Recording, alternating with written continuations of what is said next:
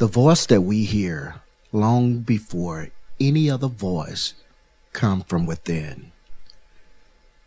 Many say the greatest enemy is the inner me.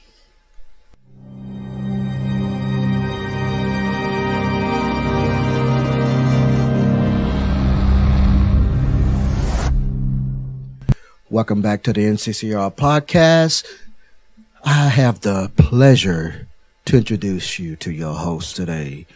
One is a terrific woman. I love this lady. She has an eye for greatness. And the other one is just a bundle of joy. Whenever you come into her presence, you just feel overwhelmed with the warmth and the love. Ladies and gentlemen, I give to you Kim and Amanda. You are too kind. You are I too just kind. have to say that. Well, I'll speak the truth. I don't even know where to go from here now. I'm just going to say we're going to the Super Bowl. Heck folks. yeah! Can I get a C? Hawks. C? Hawks. So excited. So Okay. excited. Let's be honest. Yeah. How many of you was on pins and needles? Like I Oh, was? so much nervous energy I had for a all while. the emotions. Yeah. Yeah. I Yeah. was really, really happy, and then I was really, really angry. Yeah. And then really, really happy. Also, yeah, just nervous energy, like pacing, cleaning weird things just to like, Cleaning weird things. yeah, just, have to burn the nervous energy, stay a little distracted. Ugh. I know I was texting back and forth with Pastor Steve, man. Like, oh, yeah. Oh, come on. Oh, I'm getting a little nervous. Oh, Yeah. yeah. You've got to be kidding me. I said that know. probably about 5 times So yesterday. true. Seriously? So true. I know. Hey, ladies, there's something going on here. Amanda, you're going to attest to this here, but what Pastor Steve is covering, it is, I think, hitting not just only locally, but around the nation, because I heard 3 other pastors speaking on the same topic, Yes. on the same issues that Pastor Yeah. Steve is bringing up and preaching. Yes, I just went with some friends to the Holy Spirit Conference in Portland, and it was on healing, primarily shame. Wow. Yeah. So it Yep. was big. Yeah, Stephanie, she come running out of her prayer room. She's like, oh, babe, check this out. Just what Steve was talking about. Yeah. This here other pastor's talking about the same thing, So I mean, that's a good wave to have across the nation, if you ask Yes. me, because it is, the sermon was about your inner critic, and Steve started with, you can't get away, even if you go to the desolate regions of wherever, you still take your head with you, right? And thoughts creep in and Yeah. at times prevail. So I did want to read AI. I mean, as much as I don't like some of this stuff, I'm going to read some AI. An inner critic is a harsh, judgmental voice in your head, often stemming from past experiences that demeans you, highlights your flaws, and creates feelings of shame, doubt, and inadequacy. Even though it often operates from a misguided attempt to protect you from failure or pain. It manifests as negative self-talk, perfectionism, catastrophic thinking, or constant comparison, leading to stress, anxiety, and self-sabotage. But it can be managed by understanding its protective intent and developing self-compassion. And I thought, self-compassion, I think that's a tricky thing for folks. And you cited you said you had some I just learned this weekend that shame can begin as early as 15 to 18 months old. it's wild. And it only takes seconds for shame to attach to you in your body, where joy takes almost 60 to 90 seconds. So that's crazy to me, that how quickly we just grab onto the negative versus the positive. Yeah. And the first thing that a child will hear sometimes, Yes. not the rule, is shame on you. Yeah. Yeah. Yeah. You know, Or no. yes, No. yes. Shame on you. Mhm. Yeah. Well, and then Steve said too that your inner critic says, "I am what I do." So even if you have a bad day, maybe your worst day ever, that inner critic will just almost embody that, right? That then defines who you are, not just in that moment, which we all have moments we wish we could take back, but when we let that override, the flip side of that, which is forgiveness through Christ, then we get deeper and deeper into that shameful place. And then he drew a distinction too between conviction and condemnation, and I think those both tend to have negative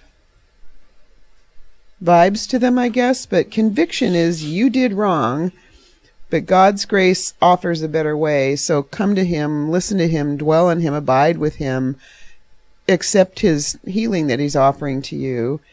Condemnation says you did wrong, you're bad, you're a failure, and you're kind of you're lost at this point, right?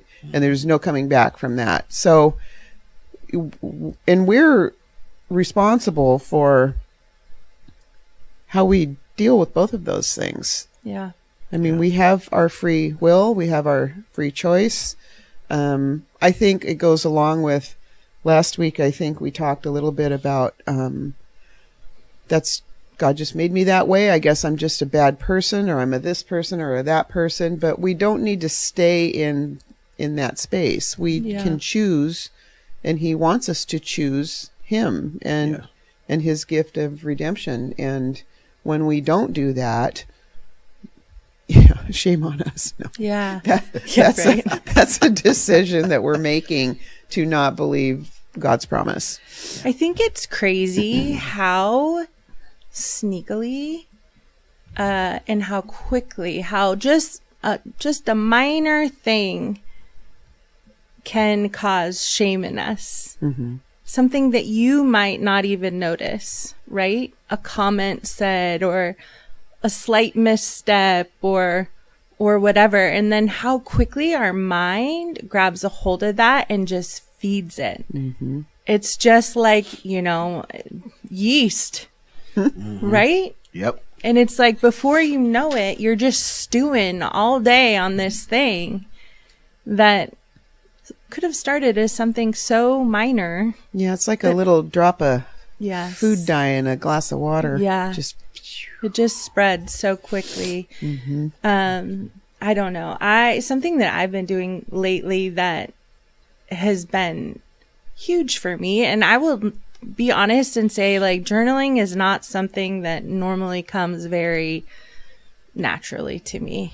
But whatever I'm stewing on, whatever thing that is going on with me, I'm praying it out loud, but I'm also writing it down. Mm. And I feel like when I do that, I'm like literally releasing it as I do it. Mm-hmm.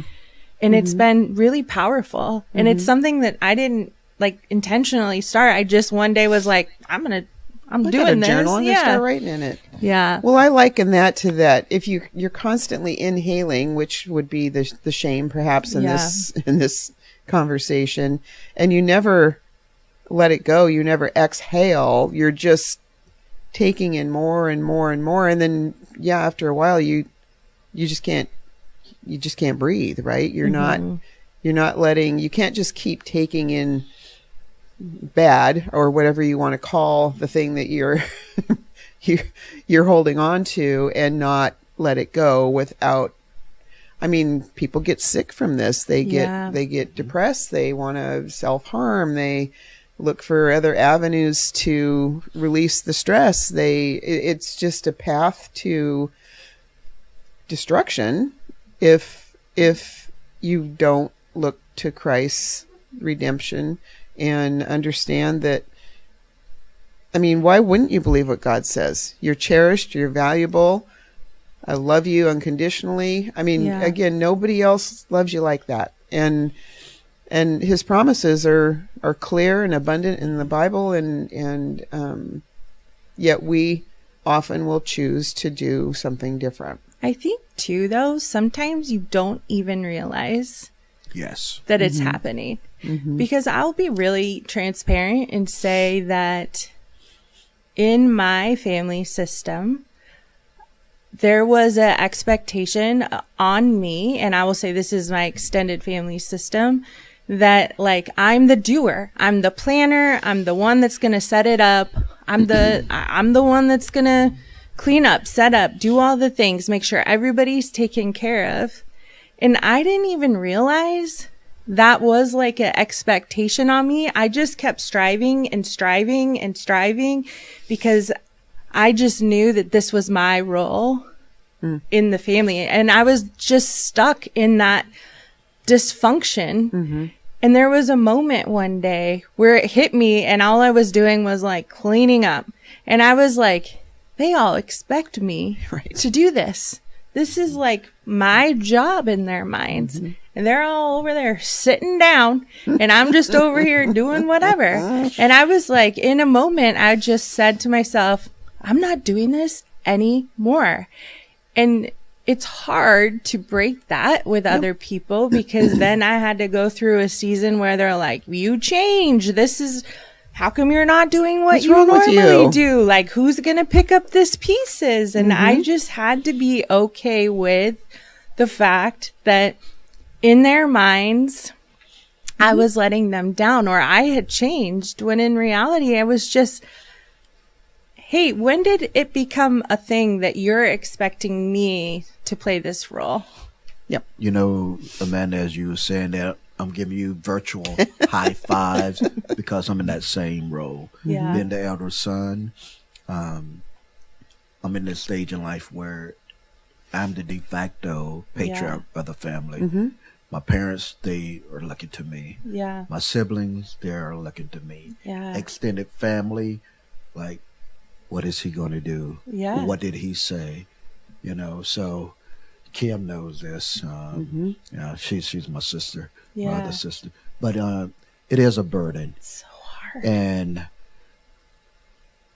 last week, Steph and I, we was talking, and I was like, man, there's a lot of stuff that's put on you that you just need to shake off. And it's so hard to do it because you've been doing it for so long. It's that expectation, like you said, you know. And so it's like, how do I break that and still be me? Yeah. You know? I think it's a constant state of recognizing boundaries, resetting boundaries, and boundaries are healthy. They're necessary. They, without boundaries, people go off cliffs. Yeah. True. And I think that recognizing those things, you know, for each of us in our different ways is key to keeping our eyes on the prize, right? I mean, we are charged with certain responsibilities. God wants us to do his work. He wants us to love on our family, and but when it becomes shameful, or you're meant to feel somebody's trying to put some shame on your heart or in your head because of whatever you did, that it's a dog chasing its tail at some point. And we do have to be aware of that and understand what our role is, and what our boundaries are. Yeah. Galatians 5:7-8 says, "You were running the race so well. Who has held you back from following the truth? It certainly isn't God, for he is the one who called you to freedom." And then the verses go on, you know, talking about yeast that spreads through the whole batch of dough. And I just think, like, we often forget that we are in this race. And our goal is to get to that finish line and to not let anything take our eyes off of him. And so I often have been thinking, like, what is getting in my way And a lot of it, I just feel like the Lord slowly just refines you, right? And it's not an easy process. It's It painful. can be very a lot. painful Yeah.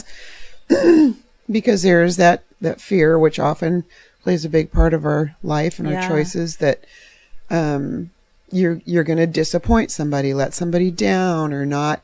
It's not going to get done correctly because you're not the one doing it, and that just conjures up a lot of emotion and feelings, and those are more times than not pretty unreliable. Yeah.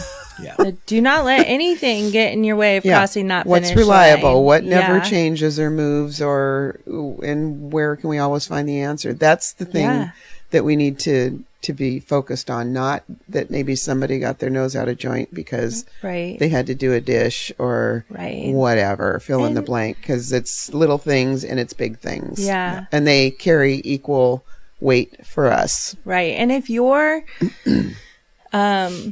trying to meet other people's expectations, that is like a moving goal line. It's always going to be moving and changing, and you're never going to be good enough ever. Ever, ever, ever. So do not let anything get in your way of crossing that finish line. And also don't let yourself just sit in your shame.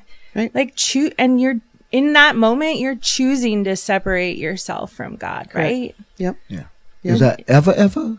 Forever. Forever? Well, one of the questions I've got is, whose judgment or voice is loudest in your life?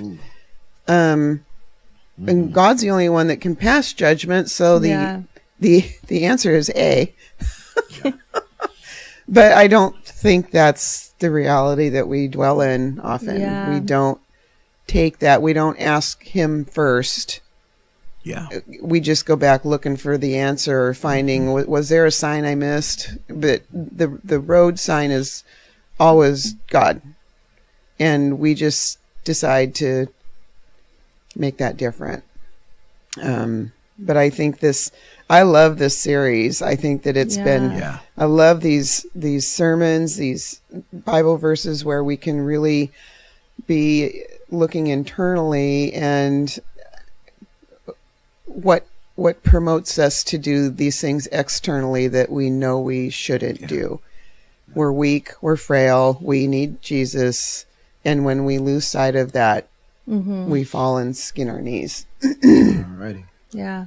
So Kim, what you would like to leave with the audience? Because that was a good segue question. But I know you got another one. What keeps you a prisoner of your thoughts? What gets in your way of letting that go? And to Steve's point, they are your thoughts. They're part of who you are. They're part of why you're walking around the way you do now. But what holds those captive for you? Why do those always take on more importance than God's promise? Yeah. It was a really long question. So Right. pull it apart any way you'd like. All right, that wraps up the show for the day. Do us a favor, hit that subscribe button, like, share, so you can stay in the know.